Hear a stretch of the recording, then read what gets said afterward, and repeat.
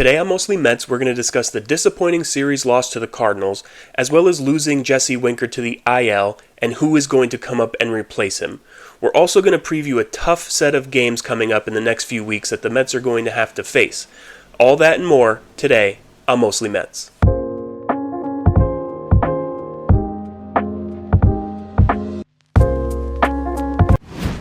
Welcome to Mostly Mets. I'm Jimmy Mack, and what we're going to be doing today, what we're going to start off with here is going over the last series against the Cardinals.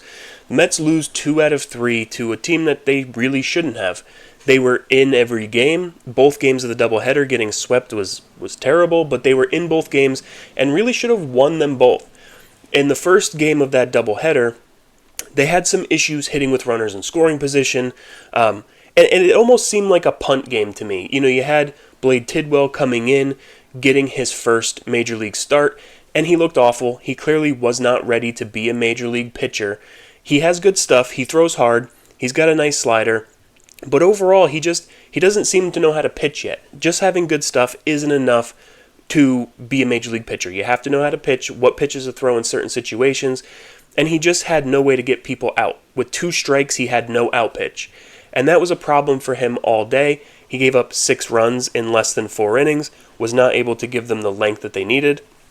Honestly, I think Mendoza was just going to kind of leave him out there and let him go, but he started throwing too many pitches, and he was not able to be competitive at the major league level. I'm not saying I'm done with him. I think he can be a major league pitcher one day. I think he's probably more of a bullpen arm. I think that's how the Mets view him going forward, as a high-leverage bullpen piece. But overall, he just wasn't ready. And the Mets offense, even though they had the starting pitcher on the ropes, they were not able to have the kill shot. They weren't able to put the game away. And that's been a problem all year. I think they had 11 base runners against Fedde over 5 innings, and they were early. They were all in the first few innings, and they weren't able to come through with the big hit when it mattered. Fedde had 5 or 6 walks. He gave up 6 or 7 hits. He wasn't good, but the Mets could not put him away. He only ended up giving up 3 runs over 5 innings, and then they got a couple more against the bullpen. But really, they were working from behind all day because of their starting pitching and because of their inability to hit in big situations. And that's becoming a problem. I understand if you look at the stats, I think they're hitting something around 270 with runners in scoring position. But that's really been from a couple of guys. That's really been from Alonso mostly. I think Alonso's hitting 370 or 380 in those spots. And it's really come from him. That's why their batting average doesn't look so bad. But overall, I did not like that first game because of, first off, it seemed like they were punting it, like I said, and second, they just couldn't get that big hit when it mattered. Their bullpen kept them in it and kept the game tied or close so that the Mets did have a chance to come back, but they just didn't get the starting pitching and weren't able to get a big hit. The second game, in my opinion, was a little bit different in the fact that, yes, we did not get good starting pitching. Tyler McGill kind of turned back into the previous Tyler McGill. He didn't look like the guy we saw all of April and all the beginning of the season. Hopefully it's just a blip in the radar. It's not going to be a long-standing thing. He's not turning back into a pumpkin. Hopefully he is closer to what we saw in April than he was last night. He gave up 4 runs over 5 innings. Again, not able to get deep into games. The bullpen did a decent job. They only gave up 1 more run, I believe, after he came out. But again, the offense couldn't get that big hit when it mattered, but they were hitting the ball hard, and they were almost hitting into a lot of bad luck. Especially early in the game, there was many balls that were hit 108, 110, 113 miles an hour that were just finding gloves. And you can't make excuses all year. They've been doing this all year. They've not hit with runners in scoring position. But if you see the offense hitting 15 balls over 100 miles an hour in a game, you expect to kind of win that game, right? You expect for at least a couple of those to find the seats or get into a gap, and they just weren't. They were getting singles. They were not stringing together hits and base runners, and it just overall was not a great performance by the offense. But if you take those swings and those at-bats every day, eventually they're going to pan out for you, and you're going to start to score more runs and play better, because that's just the law of averages. If you're hitting the ball hard, eventually they're going to start to find a hole, find a gap, find the seats. Juan Soto got robbed for a 3-run home run, and then he hit another one to the warning track that I thought might have been out. It wasn't. So it was a lot of unlucky. I mean, if you look at the Cardinals, they had a bunch of hits, but they were all singles. They were all bloopers and singles and, a base hit off the end of the bat that just found a hole somewhere. The Mets were hitting the ball much harder. You could tell they're a much better team. They just weren't finding the holes. So it was a very frustrating doubleheader and a very frustrating series to lose 2 out of 3 to the Cardinals, who you just swept a couple weeks ago. I don't love that. But overall, I'm not that pessimistic about this series, except for the pitching. Because if the starting pitching starts to fail, and the bullpen is already starting to show cracks because they're overworked and they're having to go 4, 5, 6 innings every game, that's not sustainable. Hopefully these pitchers can start to get deeper into games. I think that's going to fix a lot of the pitching issues. Even if they're giving up 3, 4, 5 runs, get into the 6th inning. Maybe even go 7 once in a while. That would be great. And then the bullpen can be better. This offense should be able to overcome a 3 or 4 run deficit early in the game. They're that good. They should be able to do that. And it's just a matter of getting deeper into games, and that will help the bullpen keep you in games longer. So, not a great series. One that was very frustrating. And now we go into a bigger part of our season here, a much more difficult part. The Mets have had a problem so far with beating good teams, and especially on the road. Another disappointment to come out of this series is the loss of Jesse Winker. We don't know that he's on he hasn't been placed on the injured list yet. We don't know the severity of his injury, but he came out with right side discomfort. A lot of people are saying it's probably an oblique or whatever. Obliques can be a long time or they can be a short time. We have to wait for the MRI to see what that reveals. It could be a month. It could be 3 months. We don't know until he gets that MRI and we see the strain, the grade of the strain. Does it need surgery? Does it need rest? Does he need to shut down for 3 weeks and then ramp back up? We don't know yet, but it seems as though he's going on the injured list and we're going to be without him at least for a little while. It does hurt the lineup because he is your left-handed DH. And Marte came out of the game yesterday as well, but Mendoza said after the game that was always planned. He wasn't going to play 9 innings in the field, and he only came out after the 5th because that was their plan. So nothing wrong with Marte, so you still have him healthy. Not that he's my favorite player or that I love seeing him at bat, but he's going to probably get more at-bats now. And you're also going to have to call someone up. All right, it looks like with Winker going down, the call-up is going to be Brett Baty. He will join the team in Arizona tonight and take Winker's roster spot. At this point, we know what Baty is. I don't have to get too much into Brett Baty. We've seen the struggles, we've seen the good times, the bad times, mostly bad times, not too many good times, but he was hitting well in the majors before being sent down. Hopefully, he's a little bit more of that guy and not the guy we saw early in the season where he's grounding everything to second base or striking out. Let's give him one more chance, and really it is his last chance because he only has one option left. He only has one time left that he can be optioned to the minor leagues before you would have to DFA him. Now, what that means is he's probably on this team until the trade deadline. If he comes out and he's hot and he performs well, he can become a trade piece. He's a guy that other teams might look to trade for or look for in a package for a reliever, say, or a starting pitcher that the Mets might need, or another bat at DH if Winker's going to be out for a while. So that's really his job right now, is to improve his trade value. I don't think he has much of a future on this team with Vientos basically having third base right now. But I would like to see with this lineup maybe moving Vientos to DH and have Baty play third. If you're going to play Baty and have him play, why not put the better third baseman there, the guy who handles the position better? Vientos has a very strong arm, but he's not a good third baseman. He's slow, he's not athletic, he's not agile, he seems to me like a DH, He's almost like a Giancarlo Stanton or something like that. He's just a guy who you want his bat in the lineup, although it hasn't been great so far this year. But he's a butcher in the field. Yes, he has a strong arm. He can make the throw from third. He can make any throw, but he doesn't field the ball very well, and that's where he runs into trouble. So I would like to see Baty maybe come and play third base, have Vientos DH. I think that makes the lineup longer if Baty starts to hit. And if he doesn't, this is kind of his last shot. Baty has one last shot here, because if he gets sent down, he's no longer very valuable to other teams, and at some point, he'll probably just be DFA'd.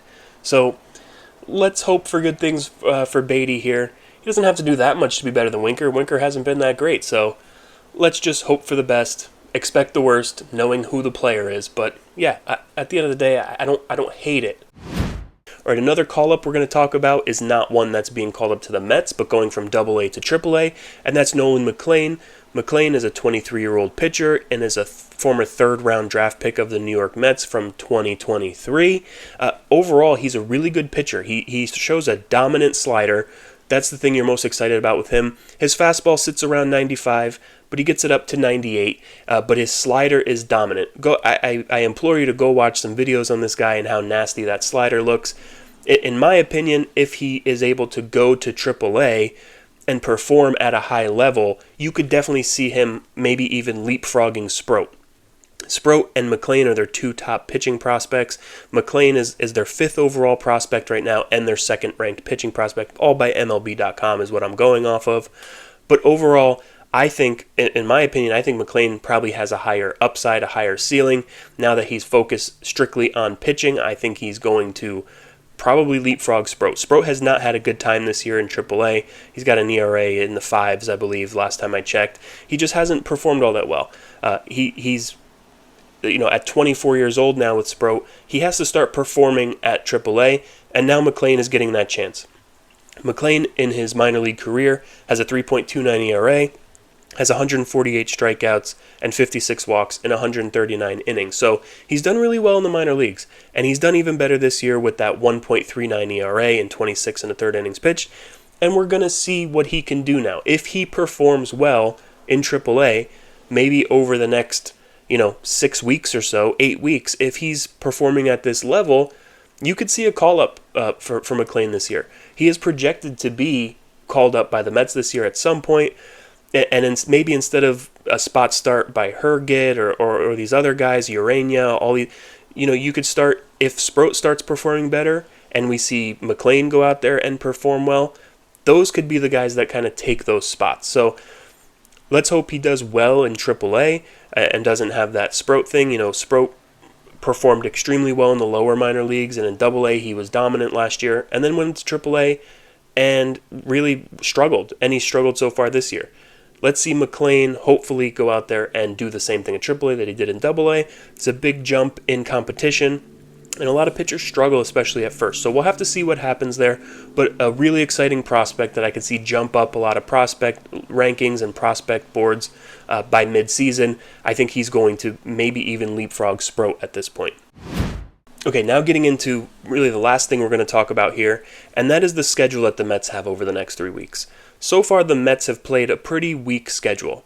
They've played some good teams. I think it's a little bit overblown. They've played a lot of bad teams. I think they've played a lot of games under 500 against under 500 teams because the Mets have put them under 500. So when the Blue Jays came into town, they were hot. The Mets swept them. When the Cardinals first came into Citi Field, they were hot. They were still a couple games under 500, and the Mets swept them. So it's not like they've played terribly against good teams. They just haven't won these games. If you look at their overall record, even the games they've lost recently, it's all by 1 or 2 runs.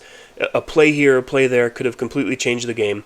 It's not an excuse. It's just reality. They haven't played badly against anyone. But now you're going into a new level of competition. You're playing against, starting tonight, the Diamondbacks for 3 games. They're 18-6, and you lost 2 out of 3 to them just a few days ago, basically. The Diamondbacks are a good team. They're better than their record shows at 18-16. They've had some injury issues, but overall, that's a tough place to go. You have to go into Arizona, where the Mets don't play well on the road so far this year, and try to take at least 2 out of 3 from the Diamondbacks. And then you come back home, and you have the Cubs. The Cubs are extremely hot right now. They're 21-14. They're kind of a surprise to me because I know before this season a lot of people were saying that they were a World Series contender or maybe a team that could beat the Dodgers or whatever. I didn't see that, but so far this year they're playing extremely well. 7 games over 500. First place in the NL Central. That's not that difficult to do because that's not a great division there. But the Cubs are going to be a tough matchup at home. You have Pete Crow Armstrong, former Met, who's tearing it up right now for the Cubs, plays great defense, and now he's hitting home runs, so really bad trade for Javi Baez, but at the time you didn't know, so you can't put that on them. We all loved that trade when it happened.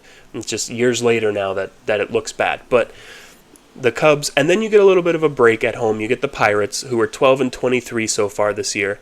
And really the Pirates don't have much. They have O'Neal Cruz and they have Paul Skeens. They just don't have much. It's just not a very good team. But the Mets sometimes don't play well against those bad teams. They kind of play down to their competition. I feel like the Mets always play up to teams that are better and down to teams that are worse. So we'll see what happens there. Those kind of series always worry me because those bad teams are sometimes feisty. They have nothing to lose, so they play hard. But the Mets do well at home, so I expect the Mets to do fine. And then 3 series back-to-back. You have the Yankees, Red Sox, and Dodgers. So the Yankees, we all know what the Yankees are. There's a whole fight in New York right now of who the team is and whatever, blah, blah, blah. Who cares? It doesn't matter. The Mets have owned the Yankees over the last few years, so I'm not that concerned about that series. Honestly, that's the series I'm least concerned about. Juan Soto's going to hear the boos and all that, whatever. Who cares? It's in Yankee Stadium. The Mets dominate the Yankees over the last few years. I don't care about the Yankees. They're irrelevant to me, and should really be to all Mets fans. They're not in our division. They're not in our league. We wouldn't play them for anything that matters until the World Series, so they're irrelevant. But the Red Sox are a good team, and then obviously the Dodgers. It's not the last part of the month, but it's the last week of the month, and they're the best team in baseball. I know the Mets were ranked last week, and in the power rankings number 1, but the Dodgers are the best team in baseball, and they're starting to play like it. We don't know what's going to be happening 3 weeks from now, if the Dodgers are going to be hot or they're going to go cold, but they're the Dodgers. They're always going to be good. Luckily, we get them at home this time, and that makes a difference because the Mets play well at home, maybe not lately, but overall, I think they're like 13-3 at home or something, or 13-4, something like that. They've been really good at home, so I'm not saying this to say that the Mets are going to go on a losing streak or that they're going to fall apart, and this. What I'm pointing this out for is to say that the Mets need to go out there and prove to the people who are saying they can't beat good teams that they can. And this is their chance to do it. I'm not concerned. I'm not going to sit here and say that, I think they're going to lose every series for the rest of the month. No, that's not what I'm saying at all. But this is where they have to really turn it on and click on all cylinders. You've seen so far this year, especially in the first part, the pitching was on fire, couldn't be stopped. And then now the pitching is kind of dwindling down a little bit or showing some cracks, and the hitting has started to pick up. But they're still not hitting great with runners in scoring position, and there's still little issues.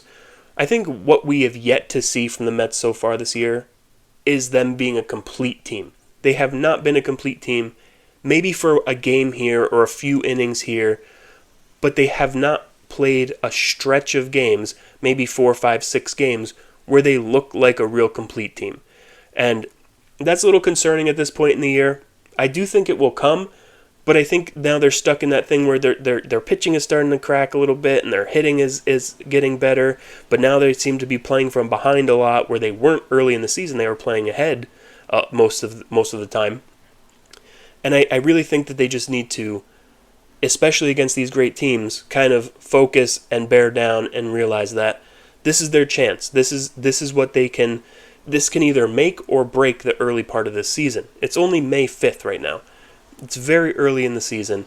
I don't expect them to be a juggernaut, right? They're still 9 games over 500, and they've played extremely well, but they haven't shown consistency. And that's really what I've been calling for since the beginning of this season. In spring training, I wanted to see consistency. And while they've had great performances, they have not been consistent. Other than Pete Alonso, he's been great and consistent. I don't know where this Pete Alonso came from, but I'm happy that he's here. Overall, this could be a really tough stretch. If the pitching starts to falter and these guys are still only giving you 4 innings, 4 2/3, 5 innings, and the bullpen has to go out there every night and give you 4 or 5 innings, this is going to be a tough stretch. Because good teams like the Yankees and the Red Sox and the Dodgers and the Cubs, And the Diamondbacks, they're not going to be like the Marlins, where if you get 4 or 5 runs ahead, you're going to win the game because they can't come back. These are teams that are going to keep fighting you the whole game. And they put out their, the great thing about what the Mets have done a lot this year, they haven't necessarily hit the starting pitcher, but then they've destroyed the bullpen. Well, these teams have good bullpens. The Yankees have a good bullpen. The Dodgers have a good bullpen. The Red Sox have a good bullpen. The Cubs they all give you a good bullpen. So if you're not hitting the starter, you're not necessarily going to be hitting the relievers either. So the strategy has to change here. Grind out at bats. Be the dominant team that you were to kind of start the season. You've done it against bad teams. Now you have to do it against good teams. And those questions about you aren't going to go away until you perform. And the Mets need to perform in these next 3 weeks to really kind of show what they're capable of and what they can do. I don't care about the noise necessarily from Yankee fans and all that. That doesn't bother me. But what bothers me is when I look at this team and I can see with my own eyes that they're not playing well, or they're not performing at the level that they should. And you can't even say that. It's been an issue on social media especially, where you're not allowed to criticize this team and you're not allowed to say anything negative about this team. And I don't understand that. I don't understand that mindset of you can't criticize anything, you can't talk in a negative way about them at all, or you're not a good fan, or you don't understand baseball, or you're just being negative, or you're living in the past. It's stupid. If you say that, it's just a dumb thing to say. You're allowed to criticize your team. I'm not a Yankee fan saying it. I'm not a Dodgers fan saying it. I'm a Mets fan saying it. You can talk shit about your own team. It's reality. So whatever. That was just a. Sorry, didn't mean to rant there. But overall, I think the Mets can play pretty well in this stretch. But they are going up against teams that are 111 and 97. So it's going to show you a lot about what their season is going to become with what they do in these next 3 weeks. And that's really all I got today. It's been kind of a rough stretch of the season so far, the Diamondbacks and the Cardinals, but those are to be expected. You're not going to win every series. You're not going to win every game. It's understandable that there's little lulls, or maybe they had a couple days of bad pitching, maybe the offense went to sleep for a couple days. It happens. It's baseball. It's a long season. And overall, we'll see what happens going forward. And like I said, it's going to be a nice stretch to see what they have. If you're still here, you like this kind of content, please subscribe. Give me a like. Comment what you think. Comment what you think, especially what their record is going to be in these next 3 weeks. Let me know if you think they're going to, sweep the Diamondbacks or take 2 out of 3, or maybe you think they're going to get swept. I don't know. Let me know. And until next time, let's go Mets.